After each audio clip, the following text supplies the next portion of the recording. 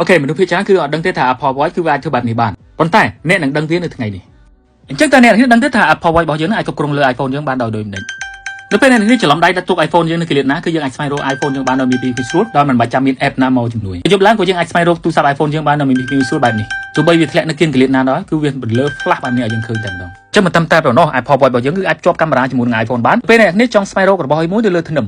អញ្ចឹងគ្រាន់តែអ្នកនេះយកនៅកាមេរ៉ា iPhone របស់យើងបញ្ចាំងនៅទីខ្លាំងកន្លែងណាមួយដែលយើងចង់រកនោះវានឹង slide ចូលក្នុងនាឡិកាដៃយើងដោយអូតូម៉ាទិកមកបែបនេះទោះបីរបស់នឹងនៅទីខ្ពស់តែយើងអាចឃើញរបស់នឹងនៅក្នុងនាឡិកាដៃរបស់យើងហើយទីភ្ជាប់វាក៏ចូលក្នុងកាមេរ៉ារបស់នាឡិកាដៃយើងមកវានឹង connect ជាប់ដោយអូតូម៉ាទិកជាមួយនឹង iPhone យើងបែបនេះតែម្ដងកាមេរ៉ា iPhone របស់យើងបញ្ចាំងទីណានោះវាបង្ហាញនៅក្នុងនាឡិកាដៃយើងដោយអូតូម៉ាទិកងាយស្រួលបែបនេះតែម្ដងគ្រប់កម្មវិធីដែលយើងបញ្ជាសឹងតែអ្នកនេះមិនបាច់ចូលដៃប៉ះនៅលើអេក្រង់របស់នាឡិកាយើងក៏យកដៃប៉ះ tip ម្រាម2បែបនេះវានឹង load ចូលក្នុងកម្មវិធីណាមួយដែលមានភាពងាយស្រួលក្នុងវិធីភ្ជាប់វាអ្នកនេះចូលក្នុង setting របស់នាឡិកាដៃប៉ះលើ accessibility យើង scroll ទៅរកពាក្យថា assistive touch ដូចនៅក្នុងទូរស័ព្ទដៃបិទប្លង់ទីតាំងឡើយនេះអត់មានអីពិបាកទេគ្រាន់តែធ្វើការបើកភ្លើង function ឲ្យភ្លឺបែបហ្នឹងទៅតែប៉ុណ្ណឹងហើយជាការស្រេចតែប៉ុណ្ណោះរាល់ពេលអ្នកនេះចង់ចូលកម្មវិធីណាមួយក៏ swap ម្រាមដៃ2ឬក៏ច្បាច់វានេះវានឹងចូលក្នុងកម្មវិធីនោះដោយមានភាពងាយស្រួលដែលយើងចង់ចូលដោយមិនបាច់យកដៃប៉ះលើអេក្រង់នាឡិកាដៃឡើយអូខេអញ្ចឹងចុងក្រោយ Please share វីដេអូនេះទៅក្រុមគ្រួសារមិត្តភ័ក្តិបងប្អូនអរគ្នាដែលប្រើលំទៅដល់ Apple ឲ្យគាត់បានដឹងពីវិធីមួយនេះ